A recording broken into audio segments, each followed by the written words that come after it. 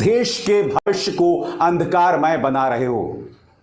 तुम्हारे बच्चे होंगे ना, तुम्हें खुद से सवाल पूछना चाहिए कि जिस तरह की तुम पत्रकारिता करते हो, रोज जिस तरह से तुम जहर परोसते हो, उसका असर तुम्हारे अपने बच्चों के भविष्य पर क्या पड़ रहा है। अब एक और पत्रकार से मैं आपके दर्शन कराता हूं दोस्तों। यह क्या कह रहा है मैं आपको पढ़ के सुनाना चाहता हूं। इसके बयान और किसी भाजपाई नेता के बयान में आपको कोई फर्क नहीं दिखाई देगा। आपकी स्क्रीन पर पूरी ऊर्जा नरेंद्र मोदी का करियर खत्म करने में लगाने वाले मसीहा कुमार का खुद का करियर खत्म हो गया है। सुना है इस्तीफा ले लिया गया है। मसीहा कुमार उसके चंपुओं और उसके चम्मच समर्थकों के लिए दुख की घड़ी जो 2014 से शुरू हुई थी, उसके खत्म होने के संकेत दिख नहीं रहे। ईश्वर उन्हें शक्ति दे। पहली पंक्ति पर गौर कीजिएगा दोस्तों। कह रहा है पूरी ऊर्जा नरेंद्र मोदी का करियर खत्म करने में लगाने वाले मसीहा कुमार का खुद का करियर खत्म हो गया है। खुद का करियर खत्म हो गया है। पहले तो इस पत्रकार को पता होना चाहिए कि अगर कोई अपनी संस्था से इस्तीफा दे दे 27 साल बाद, तो उसको लेके जश्न नहीं मनाना चाहिए। अगर तुम्हें लगता है कि टीवी से यह व्यक्ति यूट्यूब पर आ गया है और उसका करियर खत्म हो गया है, तो उसका जश्न क्यों मनाना? वो खुशी की बात है।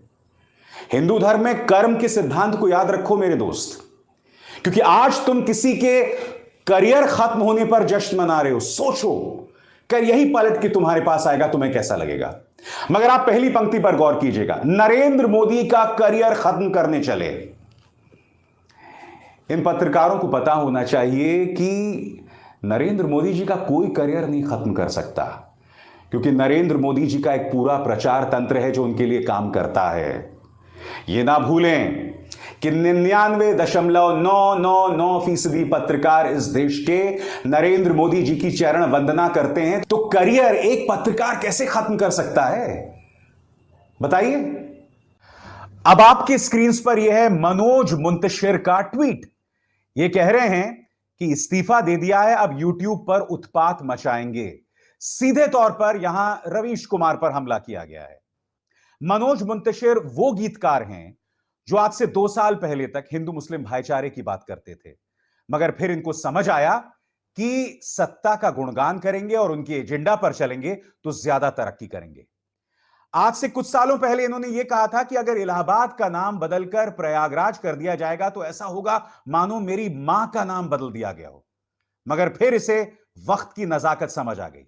ये वो व्यक्ति है जो कहता था कि महाराणा राणा प्रताप का जनरल एक मुसलमान था और अकबर का जनरल एक हिंदू था, यानी कि हिंदू भाईचारे की बात यह करता था। मगर अब सत्ता की गुलामी में इसने अपने शब्दों के जरिए भी नफरत फैलाना शुरू कर दिया है। यह आदमी रवीश पर सवाल उठा रहा है। आलोचना यह सवाल पूछना गाली नहीं होता। कुछ दिनों पहले प्रधानमंत्री ने कहा था कि मुझे रोज 2 से 3 किलो गालियां पड़ती हैं। प्रधानमंत्री के उस बयान और इस पत्रकार के बयान में क्या फर्क है? और बात वहां नहीं रुकती दोस्तों। मैं आपको याद दिलाना चाहूंगा, यह वो देश है जहां सवाल पूछने पर पत्रकारों को परेशान किया जाता है।